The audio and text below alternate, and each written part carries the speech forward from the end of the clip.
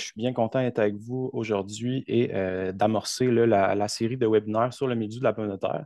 Et donc, comme Guillaume l'a dit, moi aujourd'hui, je vais vous parler donc du cycle de vie du milieu de la pomme de terre et des souches qu'on a détectées au laboratoire cet été. Donc, c'est ça, Phytophthora infestans, plus communément appelé le mildiou de la pomme de terre ou la brûlure tardive. Donc, c'est en fait un organisme qui est connu depuis bien longtemps. Donc, c'est l'organisme qui a causé la grande famine d'Irlande en 1845 et qui a duré 7 ans, qui a causé plus de 1 million de morts. Donc, ça fait déjà un bon moment qu'on est aux prises là, avec Phytophthora infestans. Donc, cet organisme-là, c'est un homicide, donc c'est un pseudo-champignon.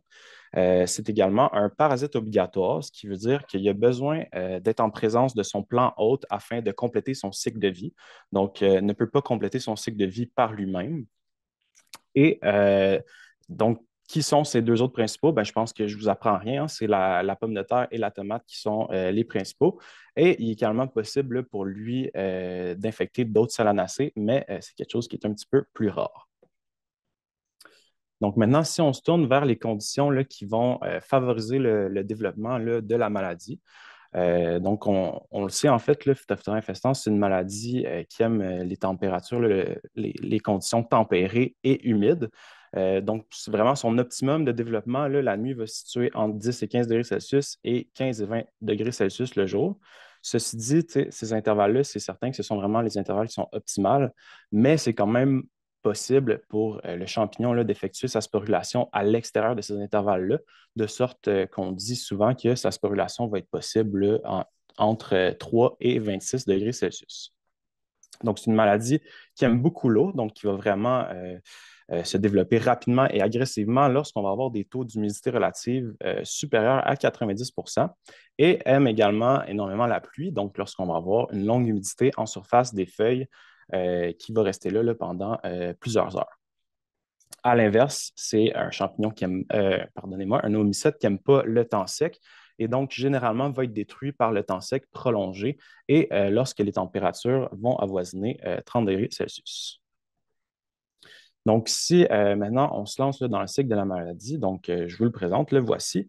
Vite comme ça peut avoir l'air assez complexe et il y a plusieurs étapes, mais vous allez voir, on va décortiquer ça ensemble et ça va vous paraître beaucoup plus simple par la suite. Donc, le cycle de la maladie, en fait, l'infection là, va vraiment s'entamer avec les sporanges. Donc, qu'est-ce que c'est les sporanges? En fait, ce sont des petites structures là, vraiment microscopiques. Là. Donc, vous pouvez le voir à la photo, à la figure là, en bas à droite de la diapositive. Donc, c'est une photo qui a été prise au microscope au laboratoire. Donc, c'est des petites structures qui vont rarement là, dépasser les 25-30 micromètres. Et donc, c'est des structures qui vont se former à partir du mycélium. Donc, comme je le disais, quand les températures, là, souvent dans les intervalles de 15 et 20 degrés Celsius, vont être présentes et lorsqu'on va avoir des conditions humides pendant 7 à 10 heures. Et donc, les sporanges, eux, ça va vraiment être eux le premier point d'infection. Eux peuvent venir infecter la plante hôte directement en formant du mycélium ou indirectement en formant des zoospores. Donc, ici, en bas, en fait, là, de la diapositive, là, on a vraiment une photo qui est prise de proche et ceux qui ont l'œil aiguisé là, pourront même voir là, les petites sporanges là, sur la photo. Ensuite, ben, lorsqu'on est en présence de sporanges, qu'est-ce qui va en fait là, favoriser leur infection, même leur dissémination, là, dirais-je? Bien, comme je disais, la pluie, c'est un des grands facteurs. Donc, non seulement ils vont se développer en conditions d'humidité, mais la pluie, de par son action physique, en fait, va favoriser leur dissémination, tout simplement là, en faisant des éclaboussures et en les propageant sur des plants avoisinants à celui qui est infecté. Sur de plus longues distances, par contre, ça va être plutôt le vent qui va être le principal facteur là, de dissémination. Là, c'est sûr que longue distance, là, généralement, on dit que le mildiou, c'est une maladie là, de voisinage, là, si on veut. Et donc, souvent, là, ils vont plutôt se déplacer sur des champs avoisinants que sur de très longues distances. Tout simplement dû au fait que, ben, comme je vous le disais un petit peu plus tôt, c'est un parasite qui est obligatoire et donc qui n'est pas en fait, la dessiccation naturelle des sporanges en absence de leur hôte va les empêcher là, de se déplacer sur de très longues distances. Un autre facteur, là, si on veut, de dissémination au champ, bien entendu, ben, ça va être la machinerie et le passage, par exemple, de travailleurs au champ là, qui passeraient dans un champ infecté et qui pourraient là, transporter des sporanges sur d'autres plants. Donc, si on passe tout de suite là, à la première étape, là, si on veut, là, du cycle de la maladie, donc lorsqu'on a un sporange qui va venir se déposer sur un plant, bien, il y a principalement deux choses qui peuvent se passer. Donc, dans un premier temps, et en fait, ces deux choses-là là, vont se passer, là, ça va être vraiment en fonction là, des conditions thermiques dans lesquelles on va se trouver. Donc, dans un premier temps, si on se trouve en 21 et 26 degrés Celsius, généralement, le sporange va avoir tendance à tout de suite, lorsqu'il va venir se déposer sur une feuille, lui faire son tube de germination et venir infecter la feuille. Donc, comme on peut le voir à la figure ici en haut à droite.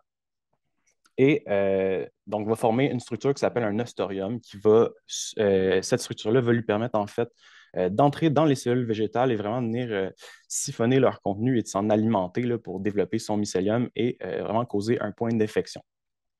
À l'inverse, en conditions un petit peu plus fraîches, donc généralement sous les 18 degrés Celsius et ou en présence de beaucoup d'eau, les sporanges auront plutôt tendance à libérer des structures qui s'appellent des zoospores. Donc, les zoospores sont des structures qui sont biflagellées. Donc, on peut voir leurs petites flagelles là, à la figure. Et donc, ce que ça va leur permettre, ces flagelles-là, c'est vraiment de se déplacer dans l'eau libre. Et c'est pourquoi, en présence de beaucoup d'eau libre, ben, c'est ces structures-là qui vont être libérées. Donc, un petit fait important aussi à noter là, en fonction à la vue de ça, en fait, c'est que les zoospores peuvent chacun créer un point d'infection. Et donc, on peut facilement se rendre compte pourquoi la maladie se développe aussi bien en conditions de haute humidité et aussi rapidement, c'est que chaque sporange va en libérer 6 à 8. Et donc, lorsqu'on va avoir beaucoup de pluie, bien, généralement, on va avoir beaucoup plus d'infections. Et donc, qu'est-ce qui arrive quand on a cette infection-là? Bien, encore là, je ne pense pas que je vous apprends rien. On en a été témoin cet été. Les symptômes là, de Phytophthora infestans vont vraiment être des taches qui vont, lors du début de l'infection, ils vont avoir un aspect humide, souvent vert pâle à vert foncé. Ils vont avoir une forme assez circulaire et vont être observables sur la face inférieure et supérieure des feuilles. Plus la maladie va progresser, plus les tissus deviennent bruns, foncés et secs. Et ça, en fait, c'est vraiment les tissus qui sont morts, donc qui ont été infectés, qu'on va observer. Et sur la face inférieure des feuilles, bien, on va pouvoir observer du mycélium blanc qui va se développer vraiment à la marge des taches. Ces taches-là, vous remarquerez que souvent, elles vont débuter à la marge des feuilles ou à l'apex. Et la raison derrière ça, en fait, c'est souvent les points de rosée vont se tenir là le plus longtemps. Donc, c'est là que l'humidité reste présente le plus longtemps. Et c'est donc un facteur qui va favoriser le développement de la maladie. Donc, ici, j'ai mis quelques exemples que vous pourrez aller consulter là, à votre guise lorsque le PowerPoint va être disponible. Et donc, on peut voir là, à la figure du centre vraiment le mycélium blanc là, qui va se développer au pourtour de la tâche. Ensuite, si on continue là, dans le cycle de l'infection, donc une fois qu'on a notre feuille infectée, qu'est-ce qui va se produire? Bien, le mycélium va se développer. À partir de ce mycélium-là, va se développer un sporangiophore qui, lui, va porter plusieurs sporanges. Et ces sporanges-là, en fait, vont pouvoir être, dans un premier temps, transportés, par exemple, par une goutte d'eau, un coup de vent, quoi que ce soit, vers le sol, où ils libéreront des zoospores qui pourront, à leur tour, venir infecter les tubercules, ou, dans un deuxième temps, pourraient être transportés, disons, encore une fois, par le vent, par une goutte d'eau, quoi que ce soit, sur une autre feuille. Et donc, le cycle, la première étape du cycle que je vous ai présenté tantôt, va se recommencer. Et donc, ce cycle-là, là, vraiment de quand le sporange atterrit sur la feuille et développe son sporangiophore, généralement, ça va prendre 7 à 10 jours à se compléter. Mais en conditions idéales, on peut aller jusqu'à 4 jours. Et donc, on voit que c'est vraiment une maladie là, qui va se développer super rapidement. Et c'est pour ça que quand on est aux prises avec cette maladie-là, ben, c'est pas long là, qu'on peut perdre rapidement un champ. Ensuite, bon, ben, si on se tourne là, vers l'infection des tubercules, comme je disais, il peut y avoir un sporange qui va tomber au sol et libérer des zoospores qui, eux, pourraient être acheminés vers les tubercules. Et donc, on pourrait avoir un tubercule infecté. Ça, lorsqu'on a ça, ben, c'est possible en fait de s'infecter l'année suivante si on veut, si par exemple ce tubercule-là infecté était laissé dans un tas de rebut avec des autres tubercules infectés et que l'hiver, ça ne gelait pas assez, donc que le mycélium survivrait parce qu'il n'y a pas eu il a pas gelé pendant l'hiver, on pourrait avoir un sporangiophore qui émerge là, de ce tubercule infecté-là au printemps et ça pourrait venir infecter notre champ euh, l'année subséquente. Euh, D'une autre façon, ça pourrait être également si on replantait le même matériel qu'on a récolté et qu'on avait un tubercule qui était infecté, ben, le mycélium là, pourrait vraiment venir infecter notre germe. Et encore une fois, ben, au printemps, à l'année subséquente là, de culture, ben, on aurait un sporangiophore qui émergerait à partir de ce mycélium-là. Si on regarde les symptômes que ça va causer lorsque les tubercules vont être infectés, bien, généralement, on va avoir un périderme vraiment déprimé, on va voir dessus là, des zones brun, rougeâtres à brunes qui vont souvent se situer près des yeux. Dans la chair, lorsqu'on va couper, ça va vraiment être des zones marbrées de couleur rouille, là, comme vous pouvez voir à la figure. C'est très caractéristique avec souvent un aspect granuleux et sec. Et on observe là, souvent vraiment une délimitation, là, une absence plutôt, pardonnez-moi, de délimitation entre les tissus infectés et les tissus sains. Également, quand on a une infection sur nos tubercules, ben, un autre danger avec ça, c'est qu'en entreposage, ben, ça permet l'entrée de pathogènes secondaires et donc d'avoir des infections là, subséquentes. Donc, ici, je vous ai mis une petite figure là, de quoi ça peut avoir l'air vraiment sur l'épiderme, le périderme, pardonnez-moi. Mais tu sais, là, c'est sûr qu'on a une patate qui est fortement infectée. Donc, vous devinez que quand c'est pas aussi intense que ça on peut facilement là, le louper. Et donc, c'est sûr que si jamais vous avez un doute, là, la meilleure option reste d'envoyer ça au laboratoire où nous, vraiment, on va effectuer un test là, moléculaire qui va nous permettre de dire si oui ou non le pathogène est bien présent.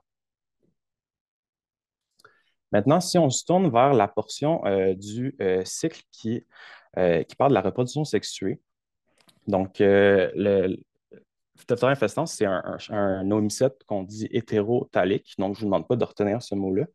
Mais je vous demande de retenir cependant que c'est ce qu'on veut dire là, par ce mot-là, c'est que ça prend deux souches avec deux types sexuels différents. Donc, on le voit ici à la figure. Par exemple, il faudra avoir une souche avec un type sexuel A1 et une souche avec un type sexuel A2 pour que ce cycle-là de reproduction sexuée puisse se produire. Et donc, si on avait deux souches de type sexuel A1, par exemple, elles ne pourraient pas se reproduire ensemble. Et donc, on ne pourrait pas là, avoir le cycle de reproduction sexuée. C'est également la reproduction sexuée, c'est quelque chose qui est plutôt rare dans la nature, qu'on n'a pas observé plusieurs fois. Et c'est quelque chose qui n'a pas encore été décelé au Québec. Reste que le danger avec cette reproduction-là, c'est si vraiment on avait deux souches de type sexuel différent et que ça avait lieu, bien, ça donne naissance à un oospore. Donc, un oospore qui est un zygote là, à membrane assez épaisse et qui est une genre de structure de survie, si on veut, pour Phytophthora infestans. Donc, les oospores peuvent rester dans le sol en dormance pendant 3 à 4 ans, généralement. Et ça fait en sorte qu'on pourrait être au pris avec ce problème-là pendant plusieurs années, si la reproduction sexuée avait lieu, bien entendu. Donc ici, ben, en fait, je vous montre le cycle qu'on vient de voir ensemble. Et la reproduction sexuée, c'est quand même une grosse partie du cycle, mais je vous rappelle que ce n'est pas quelque chose qu'on a vu encore au Québec. Si on se tourne maintenant vers l'été 2023 au LEDP. Donc, nous, c'est 51 cas de Phytophthora infestans qu'on a décelés dans la pomme de terre contre 29 cas dans la tomate. Une petite tendance qu'on a observée, nous, que je voulais vous faire part aujourd'hui, c'est en fait qu'en 2022, on a eu 7 cas. Pour ce qui est des premiers cas qu'on a eus à l'été 2023, bien, on a eu un cas positif à proximité de chacun de ces 7 cas-là de 2022. Donc, il y a plusieurs causes qui pourraient expliquer ça. Donc, par exemple, une mauvaise gestion des rebuts, seulement de la malchance ou bien la survie à l'hiver, mais c'est quand même une petite tendance à surveiller. Également, nous, avec les cas de Phytophthora infestans qu'on a reçus en 2023, on a effectué des tests de génotypage sur plusieurs de ces échantillons-là. Et ce qu'on a décelé, en fait, c'est que tous les échantillons que l'on a testés étaient en fait là, du génotype US23. Donc, c'était la souche de Phytophthora infestans US23. Et donc, il y a plusieurs génotypes de Phytophthora infestans qui ont été répertoriés jusqu'à maintenant. Ceci dit, le génotype US23 serait vraiment celui qui est dominant en Amérique du Nord, là, et ce, depuis les dernières années. Donc, vous pouvez voir là, au tableau que j'ai mis. En fait, ça provient là, d'une source qui s'appelle USA Blight. Donc, eux échantillonnent plusieurs champs de pommes de terre là, aux États-Unis. Et on peut voir là, que dans les dernières années, c'est vraiment US 23 là, qui est la souche dominante. Et donc, qu'est-ce que c'est en fait la souche US 23? Bien, c'est une souche de Phytophthora infestans qui est virulente chez la tomate, donc qui va être autant en mesure d'infecter les feuilles et les fruits. Elle est également virulente chez la pomme de terre, comme on a pu le voir cet été, donc autant en champ qu'en entrepôt. Par rapport à d'autres souches, c'est également une souche qui aurait une très grande efficacité d'infection, donc ferait plus de lésions et de plus grandes lésions, donc pourrait bien entendu avec ça avoir une sporulation plus abondante et se transmettre plus rapidement. C'est une souche qui est assez sensible au méthallaxyl aussi et qui aurait une résistance au froid légèrement accrue versus d'autres génotypes. Donc, qui resterait vigoureuse pendant un petit peu plus longtemps à des températures plus basses versus d'autres génotypes. Donc, elle, US 23, son type sexuel, c'est A1. Et donc, comme on a décelé là, que du US 23, vraisemblablement, il ne pourrait pas avoir de reproduction sexuée comme c'est tous des types sexuels A1. Et donc, pour conclure, là, j'ai juste fait quelques petits points là, des choses importantes qui ont été abordées. Donc, les conditions tempérées et humides ben, sont idéales pour le développement de la maladie. Je pense qu'on en a tous été témoins cet été. Son mode principal de reproduction, c'est asexué. Donc, c'est un mode, c'est un cycle de vie là, qui peut se compléter très rapidement lorsque les conditions sont idéales. Tous les cas qu'on a génotypés au LEDP sont du génotype US 23, qui est de type sexuel A1. Et donc, cette souche-là, US 23, aurait une résistance au froid légèrement accrue versus d'autres génotypes. Euh, et si jamais on décelait par exemple d'autres souches qui seraient de type sexuel A2, bien, vraisemblablement, on pourrait possiblement observer de la reproduction sexuée et c'est là qu'il y aurait un danger que Phytophthora infestans pourrait possiblement là, être en dormance dans le sol pendant quelques années. Donc, je vous remercie pour votre écoute. Je suis bien content là, d'avoir été avec vous aujourd'hui.